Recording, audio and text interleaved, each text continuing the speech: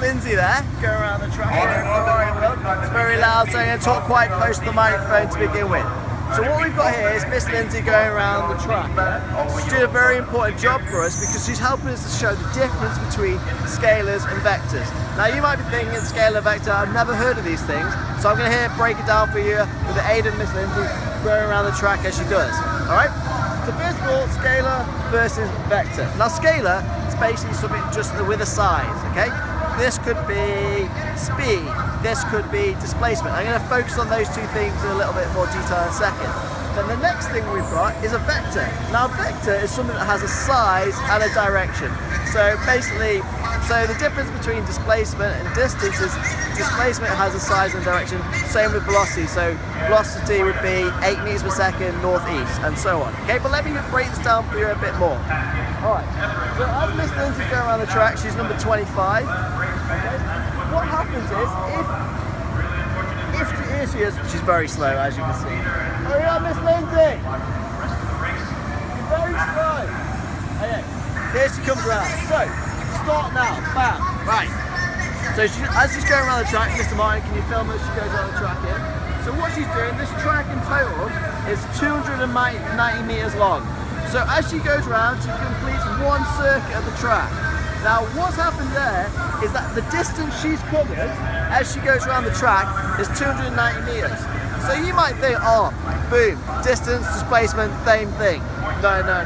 So what happens is as she gets around and she comes back to the start, what is her displacement?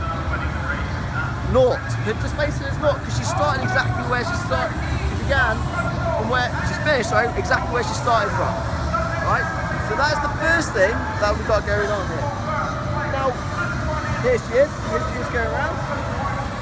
So zero, her displacement there is zero. Now as she continues around, what happens is when she gets to this point, Mr. Martin maybe you can see, they're obviously being over too far, but as she comes around, now you might think, alright, she's covered nearly half the track, but she hasn't.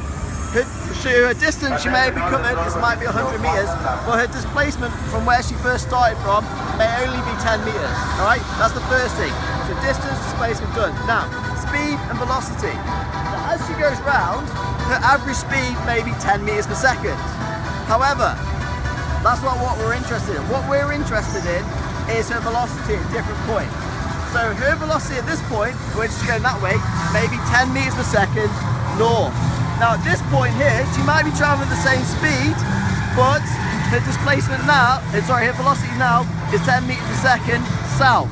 You see how we've got differences, all right? Mr. Myers shaking his head, he understands. Right, so Miss Lindsay went around the track a lot of times there, which is excellent. I think we're finished. So what we're going to do now is we're going to go over this time. Now her fastest time, she's number 25, okay? So her fastest time there is 53 seconds, alright? So 53 seconds is how fast she did one lap. Now, you might be thinking, what is her average speed? How do we work out her average speed?